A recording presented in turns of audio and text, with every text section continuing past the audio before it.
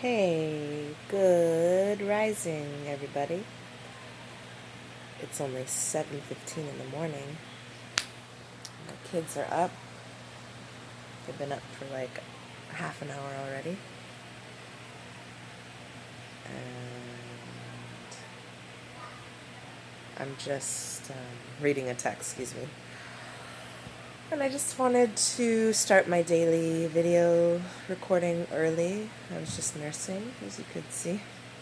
And I like to say good rising instead of good morning. Because if you think about it, the word morning is more derived from a place of sadness, like you're mourning the death of someone. So why would you wake up and think about death when you just had a rebirth? You're awake, like you're rising. You just rose up out of your bed with bedhead. So I'm trying to perpetuate that saying. So I try to say it to everyone as much as possible, because I think that, most of us know that words are very powerful. DNA is encoded in words. So the more you want to reprogram your mind away from, you know, mind processes or thought processes, that is. I'm still waking up. I didn't go to bed till 1 a.m. I was so excited because I just shared my first video from just having years of not posting on my YouTube channel, Conscious Sacred Mama. And I just got a little stoked on that and was meditating and up doing some work online and stuff. So I'm pretty tired today because I went to bed so late. But it's all good because I am on day 3 of being all raw.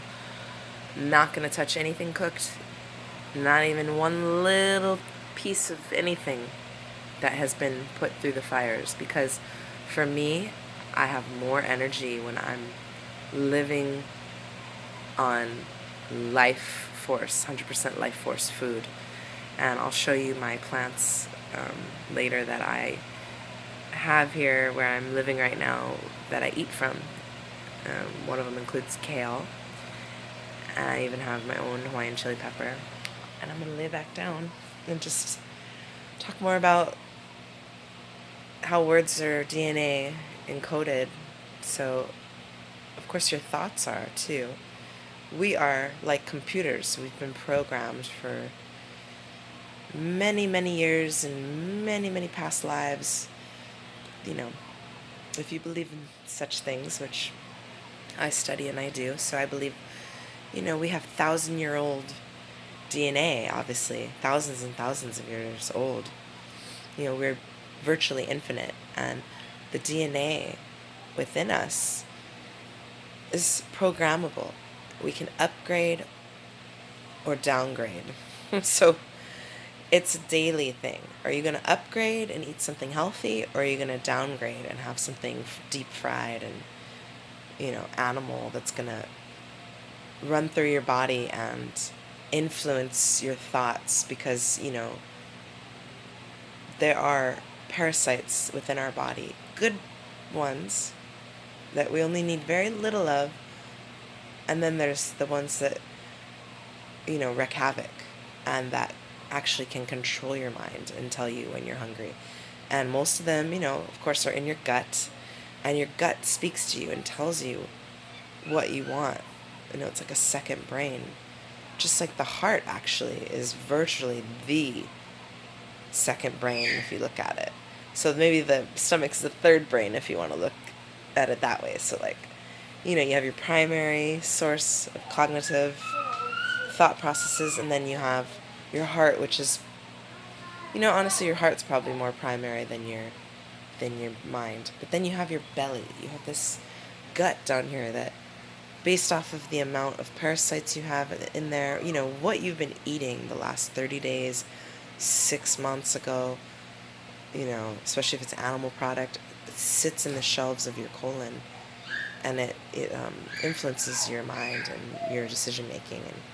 And I just like to talk about things like this on a daily with you all so that we can open our minds up into the realities of what's happening here on our planet and why we're making such terrible choices, in society, like the way that we treat people that are homeless and struggling, people that are mentally ill, many times are homeless.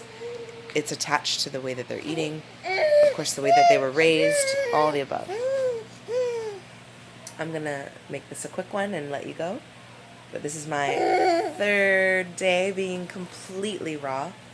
And I, of course, have been mainly raw for, gosh, it's been like 5-6 years. But I go from like being 90% raw to 75% raw to 50% raw. And then I go back up to like 90 or 100. I go back and forth, up and down, and it's noticeably, for me, dangerous because I'm going alkaline, being raw, and then I go ahead and put mucus-forming, acidic food in my body and risk getting, sick, breaking out, especially on my face, like in my cheeks. I would get red spots, and I have some right now that I'm dealing with, so these are going to go away. So this is like a before and after type of, visual instead of having like a photo. Like yesterday or last night, it was almost, it was like the evening time when I did my video. So I got like that, what they call the witching hour or whatever. It's beautiful glow with the sun shining off the sea, the ocean. And anyways, I was trying to show you guys that I was a little bloated. Can't really tell when I'm sitting down, but I see it, I feel it. The bloating for me goes away though, like the first couple days when I stick to my all local, all organic, all uncooked, raw, vegan, amazing, easy to make, time consuming, but easy. And I'm going to show you guys what I do. I'm going to show you how I do the things that I do to stay looking young and fit and not having to do too much working out, because I really do not work out as much as I would like, but at the same time, at the same token, I don't have to if I'm eating very clean, because I'm utilizing a lot of my energy by running around with my kids, especially in the morning. It's usually like, there I use the word morning. I want to start even saying in the rising, especially during the rising times, when the sun is rising over the mountains. That's why we say good rising. Because I'm running around, making them breakfast, cleaning up after them, brushing their hair, cleaning their ears, brushing their teeth, da-da-da-da, putting their clothes on. The whole bit if you're a mom or a dad. Especially if you're a single mom, which, virtually I am. I'm living on my own, but their father comes over pretty much on the daily, or I go to him, so I do receive a lot of support from him, which is great, but I'm looking forward to also relieving him and myself and being able to afford babysitting, so get a babysitter, or better yet, next level, a nanny would be amazing. Someone I can really, really work with and trust, and I can teach them more about like the raw vegan lifestyle. So that's something I'm like gearing up to eventually do, and have somebody like that in my life that's, also in my life that is helping with the kids, that's vegan at least. So that's a goal. And my other main goal, which has been a goal for many, many years now in the making, is to release a single music for you guys. It's just, I've been putting it on the back burner. I've had a lot of things going on. I have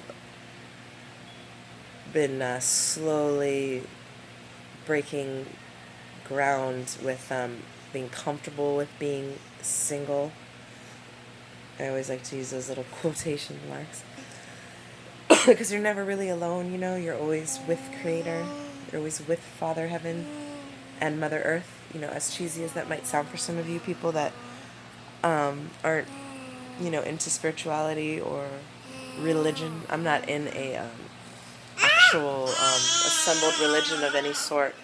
I just am very spiritual, and I believe that your body is definitely your temple. It's your vessel that you were given, and I put mine through hell and back. I had breast implants, as you can see below on my channel, about 3.5 years ago. Around there, I did my videos about breast augmentation, and you know, now there's thousands and thousands of women getting their breast implants taken out. They call it de-implantation. So I had mine, or explantation, excuse me.